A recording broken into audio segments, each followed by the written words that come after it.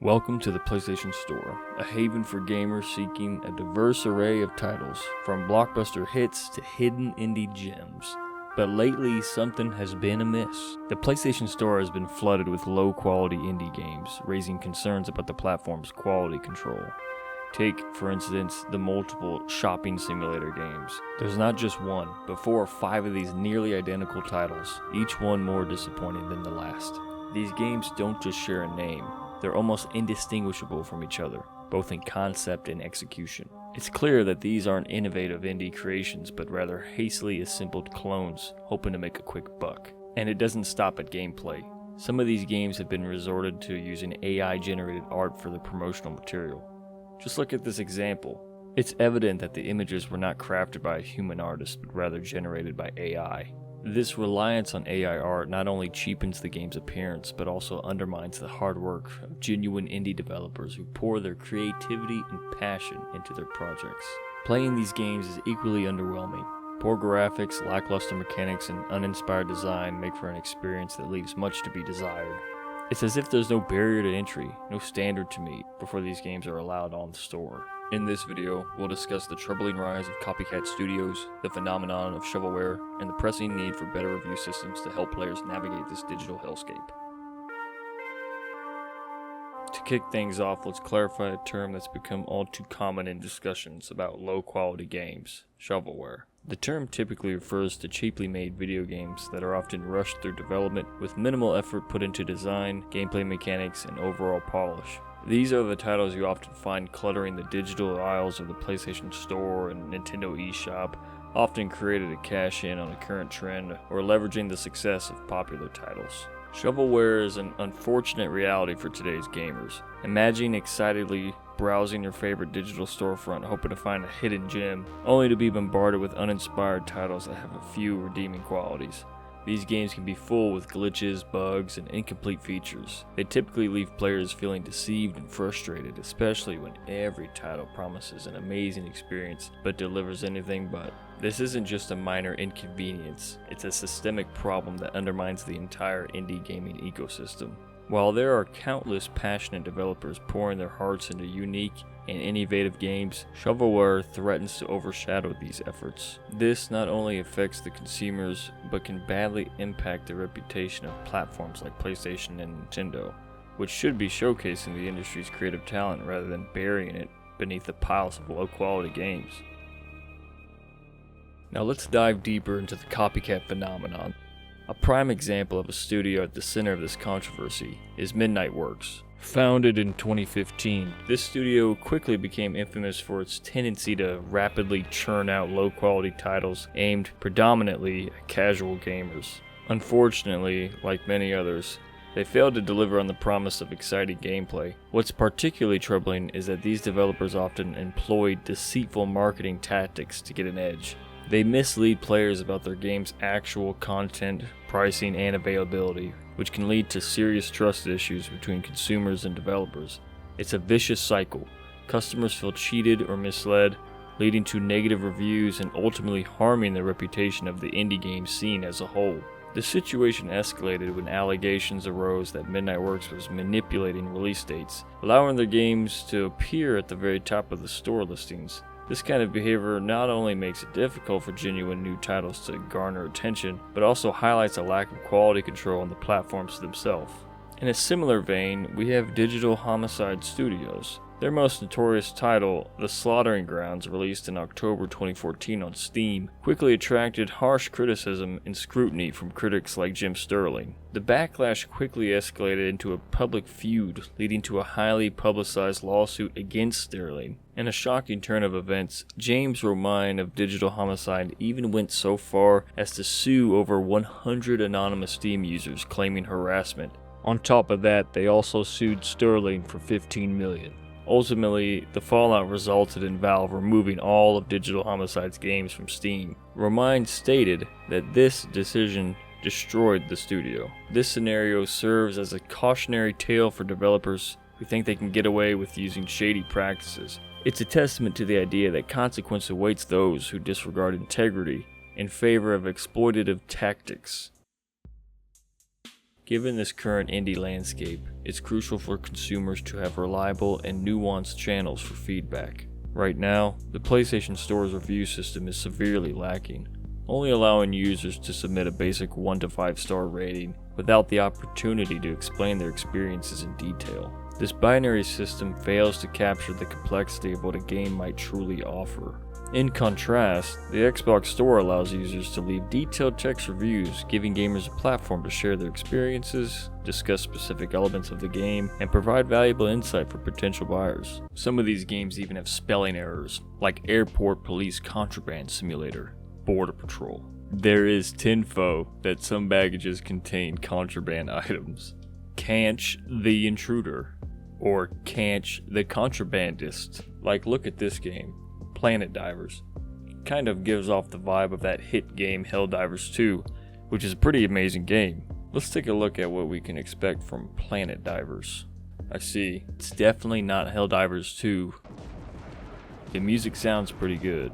It enables consumers to protect themselves and make informed decisions about their purchases. As we've discussed, shovelware thrives where there is little accountability for developers. The more transparency we have, the better the chances that quality games will rise to the top.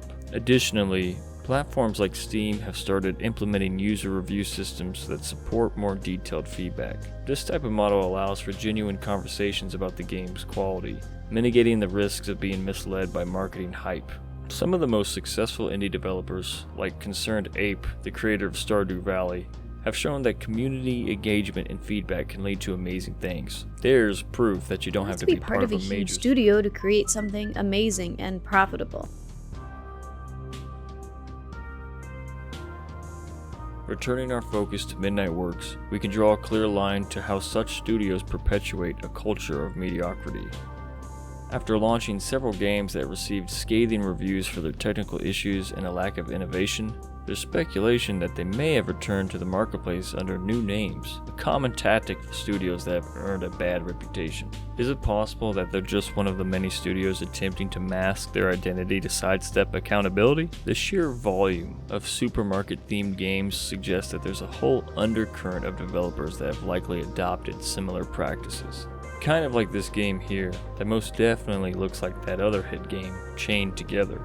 In a video from earlier this year, YouTuber SwitchStars reveals an alarming situation regarding his ongoing conflict with the publishing company Midnight Works. Known for his candid reviews of both high and low quality Nintendo Switch games, SwitchStars has been vocal about the questionable practices of Midnight Works, particularly their tactics mentioned earlier in this video. In response to his criticisms, SwitchStars received warnings from employees within the company that Midnight Works is orchestrating a concerted effort to file abuse reports against his videos on YouTube as a form of retaliation. These warnings included claims that employees were instructed to submit strikes on SwitchStars content from their personal devices to mask their identities, a tactic allegedly communicated through a message from the company's HR manager. This revelation raises serious ethical concerns about the working environment that was at Midnight Works, where staff were pressured to take such drastic actions against a critic. SwitchStars highlighted the detrimental effects of Midnight Works' practices on the gaming landscape, similar to what's been mentioned earlier. Ultimately, SwitchStars emphasizes that his fight against publishers like Midnight Works is driven by a passion for gaming and a commitment to informing consumers. His video serves as both a warning and a rallying cry for anyone concerned about the integrity of video game publishing and the impact of unscrupulous practices on the gaming community. He calls upon fellow content creators and gamers to stand in solidarity against such bullying tactics, advocating for greater accountability in the industry. How their actions impact on genuine indie game developers, those looking to break into the business and with a real passion for creating games. Please check out more of SwitchStars if you can, as he has been the inspiration for me to make this video. There's not that many people talking about this issue in general. As we sift through the challenges of shovelware and copycat titles, it's essential to shine a spotlight on the incredible developers that remind us of what indie gaming is truly about: creativity, passion, and innovation. These are the studios that have created memorable experiences in games made from the heart, demonstrating that indie devs can craft lasting legacies. Developers like Supergiant Games, Concerned Ape, Studio MDHR, and Team Cherry have brought us titles driven by unique visions and personal stories. Take Supergiant Games for example. With critically acclaimed titles like Bastion, Transistor, and Hades, this studio has consistently blended artistic storytelling with unforgettable music and engaging gameplay. Their dedication to crafting a cohesive experience, from the writing to the art to the sound design, sets a high bar for what indie games can achieve. Each lesson they learned from prior projects culminated in an outstanding finish with Hades, turning it into a benchmark of quality in indie game design. Then we have Concerned Ape, the sole developer behind Stardew Valley. Concerned Ape, or Eric Baroni, created a heartfelt simulation game that encapsulates the joy of farm life, community, and relaxation. His journey from a solo developer to creating one of the most beloved indie games is inspiring. Not only did he craft a game that resonates with players personally, but he remained engaged with the community, consistently updating the game with new content and features based on player feedback. Another fantastic success story comes from the Studio MDHR, the creators of Cuphead. Not only did they produce a challenging run-and-gun platformer, but the team poured countless hours into creating hand-drawn animation and unique music that pays homage to 1930s cartoons. The attention to detail and artistry in Cuphead elevates it to a level many studios aspire to achieve. Their hard work and relentless passion made Cuphead a standout title and earned them accolades across the gaming community. Now let's not forget the incredible work of Team Cherry with their masterpiece Hollow Knight. This Metroidvania title received accolades for its beautiful art, intricate world design, and profound storytelling. The developers not only built a rich world to explore, but also created a game full of challenges and mysteries that kept the player engaged for hours. They've expanded the universe further with subsequent DLCs, showing their commitment to the game and its community. Indie gaming has also given rise to unique creators like Toby Fox, known for Undertale. This game broke conventional RPG tropes, allowing players to choose mercy over violence, breaking barriers in storytelling and players' choice. The success of Undertale is proof that integrity and innovation resonate with gamers on a deeper level. Let's highlight Donation Games, creators of the Hotline Miami series. Their ability to deliver fast-paced, adrenaline-pumping gameplay combined with a moody aesthetic of a killer soundtrack has paved the way for a resurgence of interest in top-down shooters. Although it has been a while since they've made another game, they've shown us that high-quality design doesn't have to come from large studios. It can emerge from small, passionate teams that understand their audience. As we look toward the future of indie gaming, one can't help but feel optimistic. While there are challenges ahead, the devotion and creativity of these developers remind us that gaming is about connecting, whether that's through shared experiences, heartfelt narratives, or simply enjoying the thrill of play. The indie game space remains a vibrant tapestry of unique stories and innovative ideas. So, whether you're a longtime fan of indie games or a newcomer, remember to seek out and support these talented creators. Let's celebrate these innovators and promote quality experiences in gaming, ensuring that the landscape remains rich with creativity, heart, and passion. The indie game landscape is fraught with challenges, from copycat studios to an overwhelming volume of shovelware that is steadily flooding digital storefronts. This overload of mediocrity can overshadow talented developers striving to create something unique. The time has come for platforms like PlayStation and Nintendo to step up their game, not only in terms of quality control, but also in establishing more transparent and robust review systems.